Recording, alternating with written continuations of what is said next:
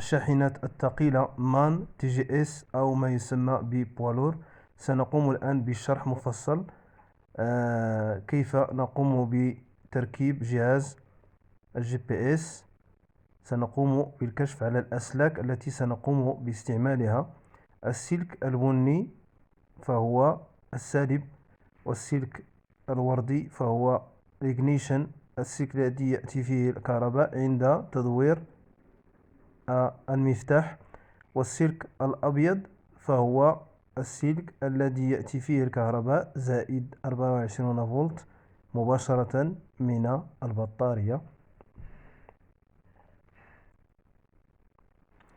كما قلنا السلك البني فهو السالب، السلك الوردي فهو l'APC أو ignition، والسلك الأبيض هو السلك الموجب مباشرة من البطارية. أما بالنسبة للكامبيس فهما سلكان ملتويان على بعضهما البعض. كان هاي سلك أزرق أحمر، وكان لو سلك أزرق أبيض. الشاحنة الثقيلة إيفيكو تراكر. سنجد الفيزيبلات والروليات والأسلاك أيضا أمام الكرسي الذي يوجد بجانب السائق. الأسلاك الحمراء فهي التي تأتي مباشرة من البطارية وتحتوي على 24 فولت. الأسلاك الخضراء فهي التي تعطي الكهرباء عند تدوير المفتاح. والأسلاك البنية فهي السالب.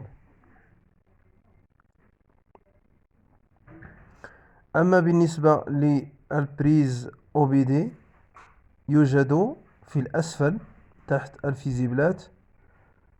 كما قلنا فهو يستعمل لديagnostic الشاحنة عن طريق الحاسوب أو عن طريق اللوجيسيال الذي يوجد في الحاسوب. فيمكننا أيضا استعمال هذه الأسلاك.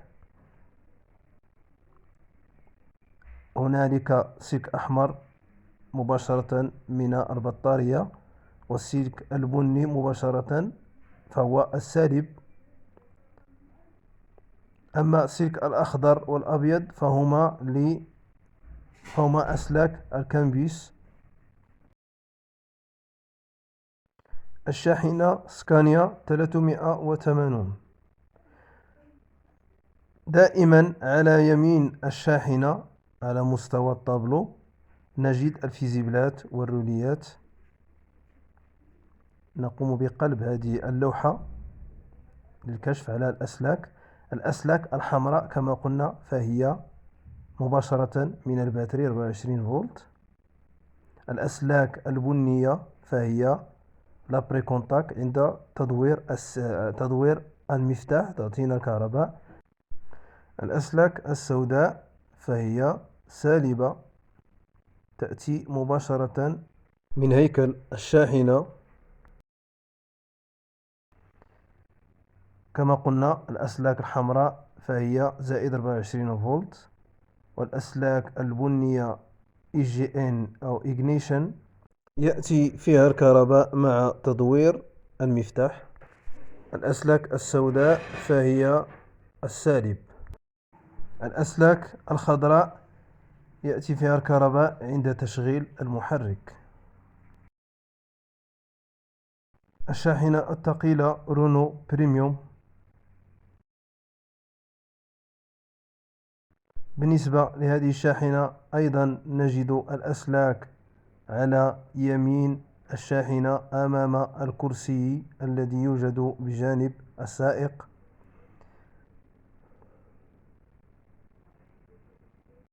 كما ترون السالب يوجد على مستوى هيكل الشاحنة. سنستعمله للكشف على الأسلاك التي نحتاجها كالموجب والإغنيشن.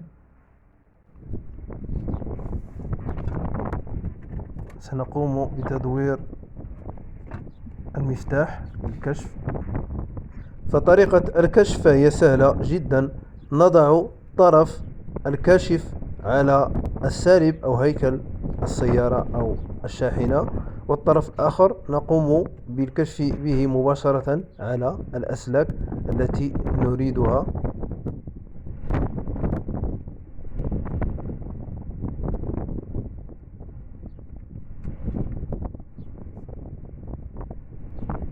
هذا السلك هو ignition. عند تدوير المفتاح يعطي الكهرباء. سنقوم بإزالة المفتاح للتأكد من هذا السلك.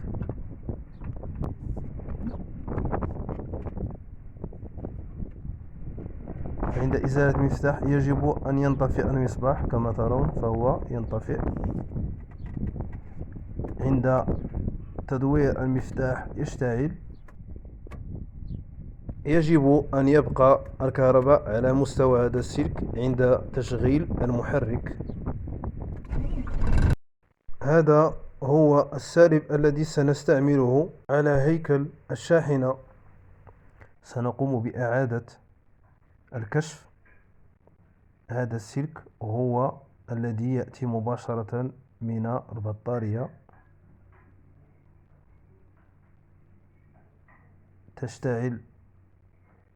يشتعل الكاشف بدون تدوير المفتاح، يعني أنه يأتي مباشرة من البطارية. هذا هو السلك الذي سنستعمل. هذا هو السلك.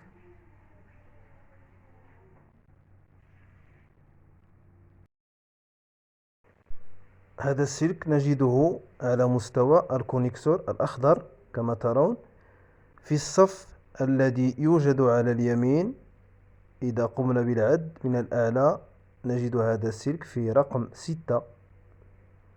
أما بالنسبة للسلك الذي يأتي فيه الكهرباء عند تدوير المفتاح نجده في الصف الذي يوجد على اليسار إذا قمنا بالعد من الأعلى في رقم 3. كما ترون نأخذ السالب على مستوى هيكل الشاحنة.